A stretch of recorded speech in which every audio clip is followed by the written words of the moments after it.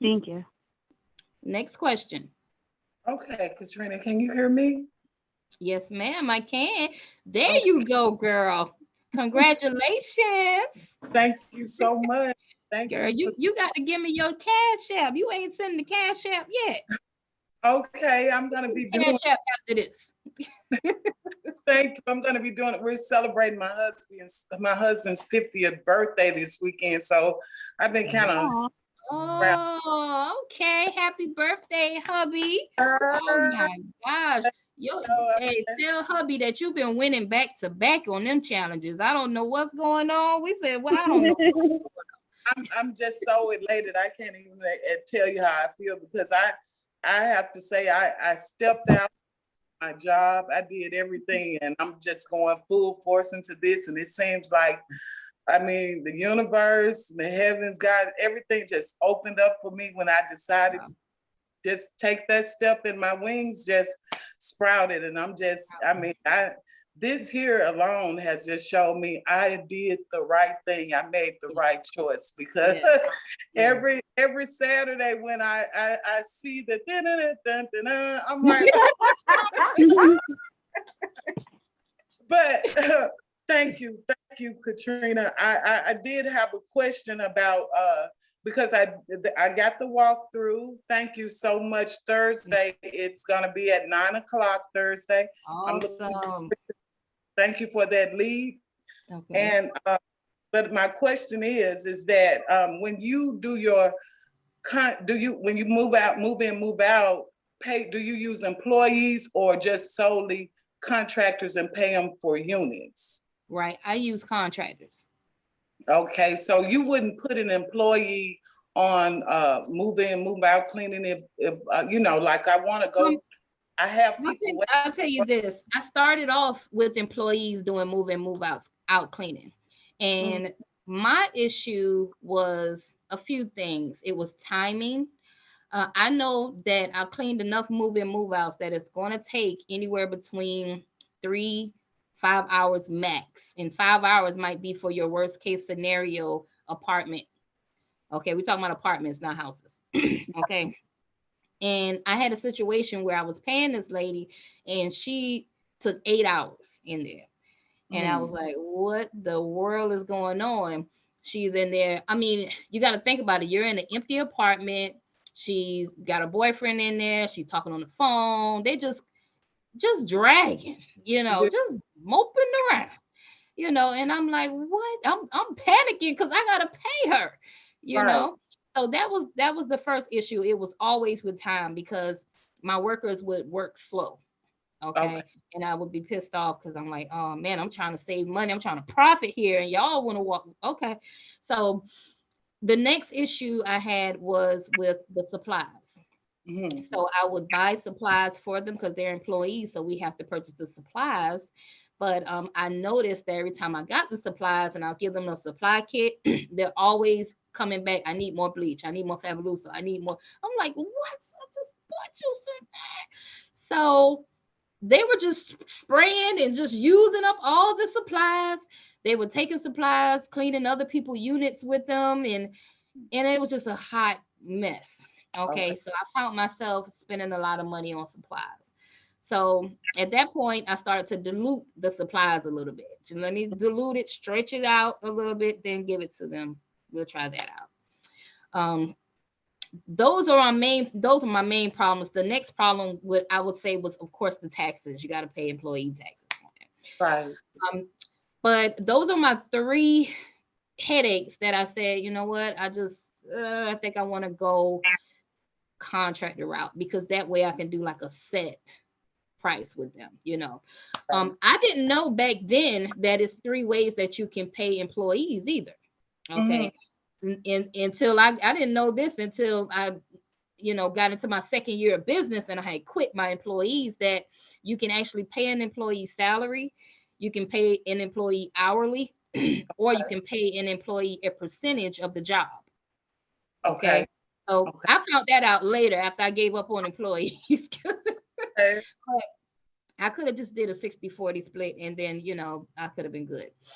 But they still would take the taxes out, of course. So you gotta make sure that you're you're bidding higher when you have those employees. Okay. Being that I have contractors, I'm able to play around with my numbers a little bit more because I don't have to buy in any supplies anymore. Okay. Okay. I don't have to buy that stuff. They have to get their own insurance and all that. I have to have insurance to get the account, of course, but then they have to have their own insurance just in case something happened. It don't fall on us, it fall on them. Okay. Okay, Mm, then that's my first question. And I just have a couple of them. I'm not going to take everybody's time. When mm. you first got into your move in and move outs, about an average, just the average weekly, how many, I mean monthly, how many were you doing when you first stepped out into that part of the industry? Right. So when you first went in an apartment, it depends on how big the property is or how many turns they have. That's why it's important for you to ask them once you get the account, and they'll let you know whether they're like always turning or whether it's like every now and then. If we get like 3 a month, sometimes you'll get those small accounts like that, that's like 3 a month, and then you can ask yourself, well, is this even worth it? three accounts a month, like me paying all this insurance, I got to go through your compliance company, all this crap. So you can just ask them, how strong is the value, your terms, what can I be expecting out of this property? On average, I have properties that give us 3 units a week, every week. That's just on average. We're turning like 3, and that's from each property.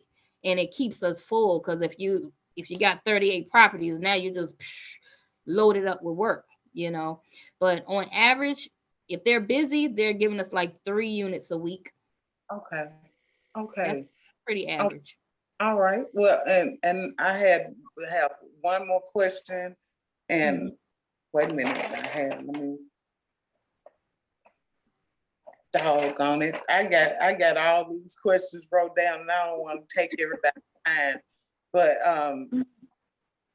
oh, okay. Like you said, like at the beginning, will they let you know? Okay, we have every month we'll possibly have about 5 turns, and we'll let you know at the beginning of the month because we know we have people who are either moving or evicted or whatever prior to 30 days or whatever, and they'll let you know in advance. Hey, I got 10 units this month, whatever.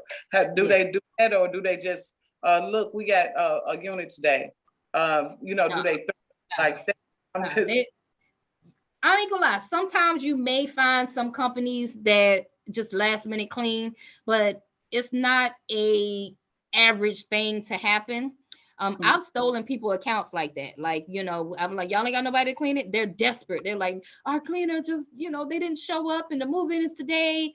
And I'm like, really? I got a schedule full of contractors. I pull one of my contractors, send them over there, and then we win the bid because we saved the day, But okay.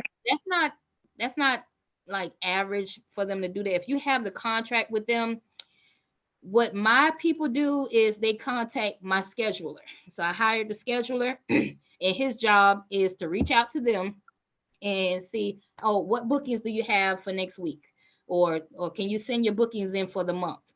So some will send their bookings in weekly, and then some will send it in for the whole month. And that might change. Some of the stuff that they send in for the month, some of the dates may change because people may end up staying.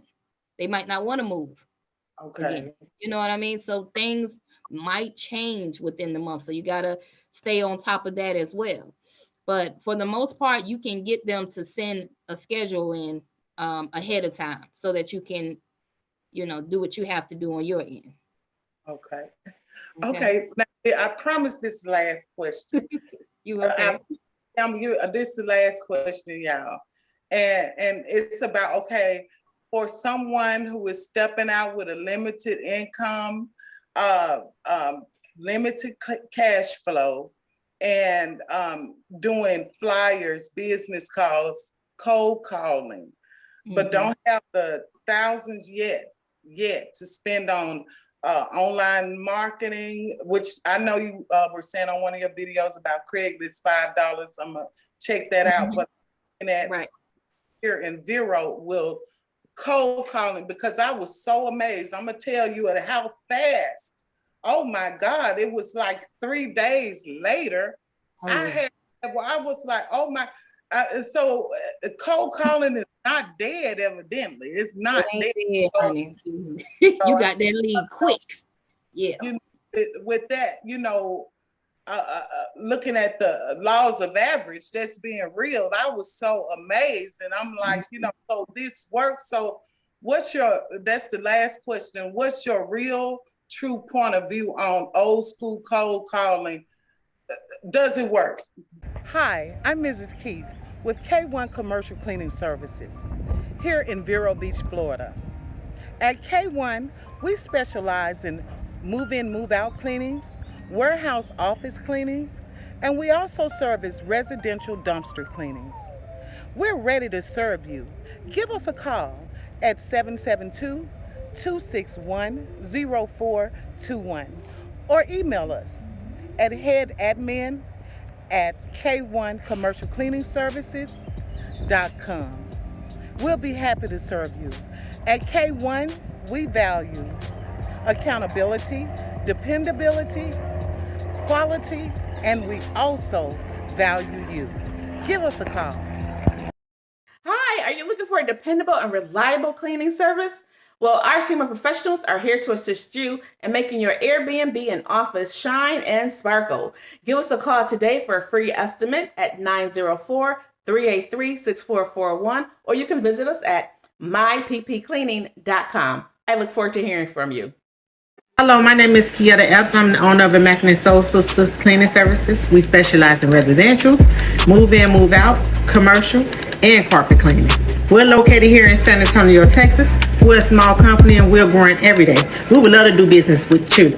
Please contact us at 210-462-3298. And yes, we do have reference, and you can also visit our website, Google, Thumbtack, and Facebook pages. Thank you. Bye.